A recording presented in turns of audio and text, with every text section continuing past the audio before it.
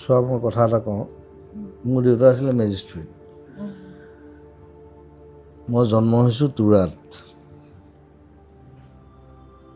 তাৰপিছত আমি আহিলোঁ যোৰহাট মোক কামেল স্কুলত দিলে মই অকল 6 মাহ পঢ়িছোঁ তাত তাৰপিছত গুচি গ'লোঁ তেজপুৰ তাত এবছৰ থাকিলোঁ মই খুব উৎপতীয়া আছিলোঁ কাৰণে মোক স্কুলত দি দিলে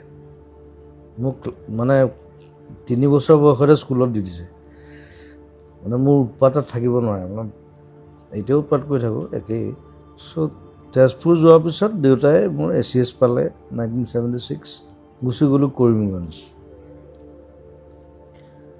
মোৰ ট্ৰেভেলিংটো বৰ অদ্ভুত কৰিমগঞ্জত আমি 8 বছৰ আছোঁ আপ টু ক্লাছ 7 মই ক্লাছ 3 লৈকে ইংলিছ পঢ়িছোঁ 4 নাই পঢ়া মই জাম্প মাৰিছোঁ মই 5ত গুচি গ'লোঁ ডাইৰেক্ট গভৰ্ণমেণ্ট স্কুল সোমাই দিছোঁ বেংগলী মিডিয়াম 5, 6, 7 7ৰ মই হাফ ইয়াৰলি পৰীক্ষা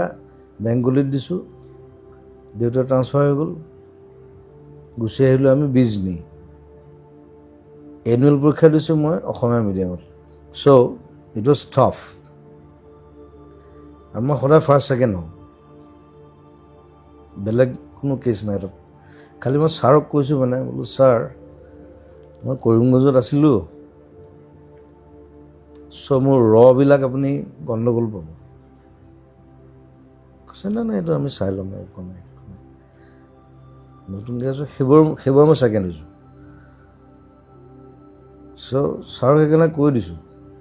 ছাৰে ভাবোঁ যে এইটো কোন আহিল এইটো বিলাক আমাৰ টোহে বেলেগ বেলেগ মই হাফ ইয়াৰলি দিছোঁ বেংগলীত এনুৱেল দিছোঁ অসমীয়াত